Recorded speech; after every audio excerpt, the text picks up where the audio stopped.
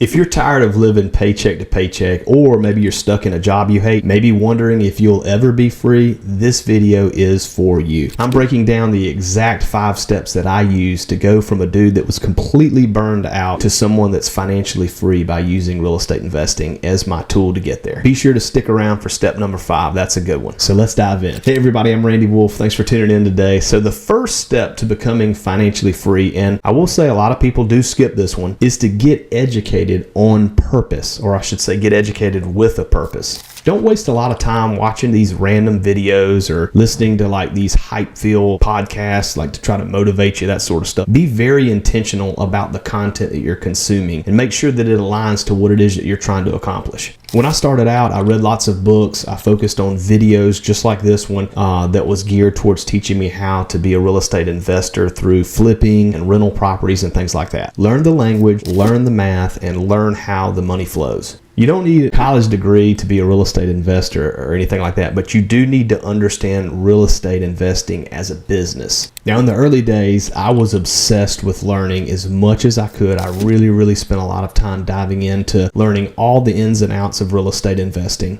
And that set me up to create a successful real estate investing organization. Now, the second step is to pick an entry point and go deep with that entry point. Now, whether that is wholesaling, fix and flip, buying single family rentals, whatever it is that you want to focus on in the beginning, pick a strategy that matches your money, your time, and your experience. I started out with a fix and flip project that quickly turned into a rental. It went way over budget. I made all the typical mistakes that you can possibly think of. It was pretty much a total disaster on the renovation. Did not have enough money to flip it. So ended up I pivoted. I executed what's known as the BRRRR strategy. I basically rented the property out. I refinanced it, pulled all of my capital back out, and was able to keep it as a rental. I own that rental to this very day and use those funds to then reinvest into my next project. And that's exactly the type of thing that can happen. You may start out saying, I want to do fix and flip, and that's what I'm going to focus on. And you learn all about that, and you take action, and you buy your first property that's going to be a fix and flip.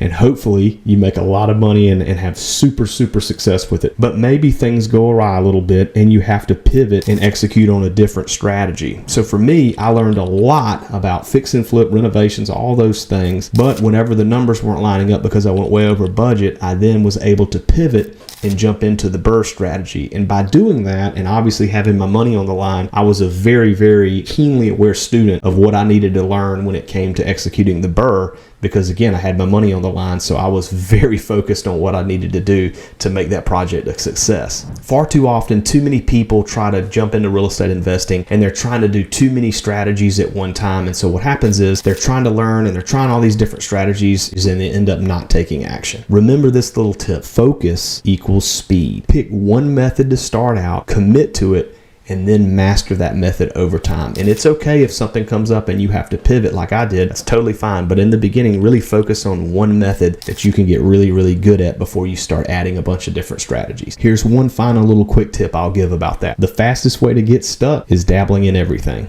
Pick one path, go all in. That's how freedom starts. Now, step 3 is super simple for me to say, but a little bit harder to do, and that is get your first deal ASAP. Don't wait. Don't try to figure out things. Start taking action and try to get your deal as soon as possible. The first deal, y'all, really does change everything. It doesn't have to be perfect. And in fact, more than likely, it's not going to be perfect. Just be prepared. You're going to probably make a lot of mistakes, and it's not going to be perfect. But once you own a deal, you are officially in the game. I bought my very first real estate investment fix and flip for $3,000 down.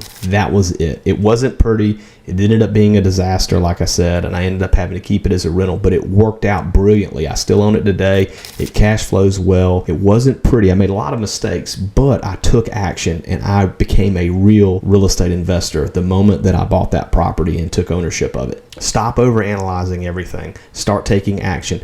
Talk to agents. Start making offers. Start walking properties. Every day that you wait is a day that you're not building wealth. My first deal was messy, but it gave me the confidence to scale. That one deal truly changed my life, and your first deal can too. Now, step 4 is create cash flow. You want to be able to, no matter what your method is and what you're doing, ultimately you want to create cash flow that you can count on. Financial freedom doesn't come from flipping one house. It's awesome when you flip a house and you make $25,000, $30,000, $50,000. That's a great feeling. But financial freedom comes from cash flow that you can count on every single month. Typically, one of the easiest ways that you can have the cash flow every month in real estate investing would be with single family rentals. Having multiple rental properties is the key to building that consistent cash flow each and every month. Now, what I did was I started out and just strictly was focused on the rentals that I was buying was single family properties. I didn't go into small multifamily or large multifamily or anything like that. My focus was single family properties that I wanted to buy and be able to go in, fix them up, put a tenant in there, and basically force that appreciation when I fixed them up. If I was able to in the beginning, I would burr out of that property, get my capital back or most of my capital back, and have a tenant in there to where I was receiving that cash flow.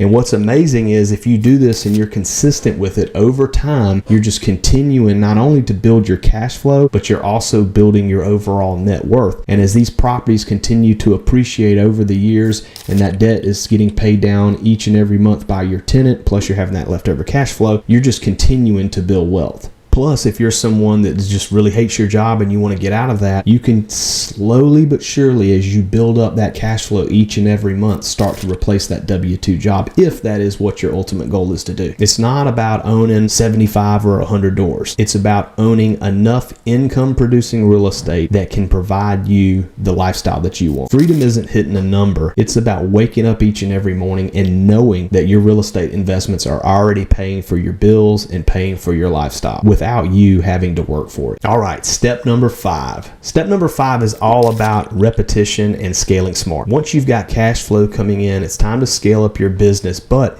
it's very, very important that you scale smart. Don't burn out by trying to go too fast. This is something that I am the type of person that when I go into something or I do something, I'm literally 1000% into it. Like I'm all in whenever I do something. So for me, as I started to scale my business up, I started scaling a little bit too fast before I had the right systems and processes in place. And I was doing like 57 different things. I had my real estate investment business. I started some other investing businesses with a partner. I had my insurance agency that I still own. I had all these different things going on. And I started to end up getting to another phase of burnout. You don't have to go wide open. You can just reinvest some of your profits, continue to develop and evolve your systems and processes, and continue to buy properties. Hopefully each property that you're buying is maybe a little bit better property than the property you bought before. I didn't get rich off of one property. I got rich off of reinvesting over and over and over, property after property, using creative financing, using private money lenders, using partnerships, things of that nature.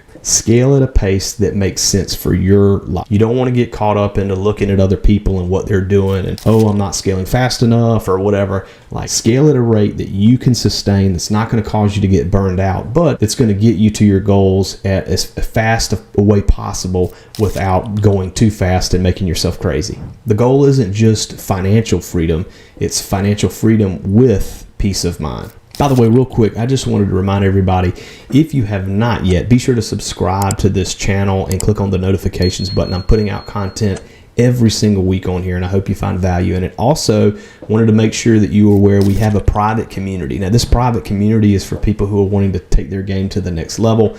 We have all sorts of great things in there, mentorship, a lot of educational things offline where we're teaching about creative financing and all of the different things that you need in order to be successful at investing in real estate. If you want to take a look at that private community, you can find the link in the description below. All right, so let's recap. Step 1, educate yourself with intention. Step 2, pick an entry strategy and stick to that in the beginning. Step 3, buy your first deal ASAP. I know it sounds easy to say and it's not necessarily easy to do, but do that. Work on getting that first deal as soon as possible. Step 4, build cash flow that you can count on. Cash flow is really your way to financial freedom. Again, I love wholesaling, I love fix and flip, all of those are great, but when you start to get that cash flow coming in every single month and that can be enough to pay for your bills and for your lifestyle, you you are truly financially free at that point. And step number 5, be sure you scale smart. Don't go too fast. Don't go too slow. Try to figure out a pace that works really well for you, and consistency is the key. Build those systems and processes out as you're growing, and just have consistent growth over time. You don't have to go crazy, but try to have a speed of growth where you can scale at a pace that's going to get you to your financial dreams and the life that you want in a fast enough way. It's not going to take you forever, but at the same time, you're not going too fast and driving yourself crazy, burning out. And if you'd like to hear me break down my exact buying criteria when I'm looking at different types of deals like fix and flips or rental properties, or how I analyze a rental deal, let me know in the comments below and I can make that for my next video. As always, I appreciate you watching, and I'll see you on the next one.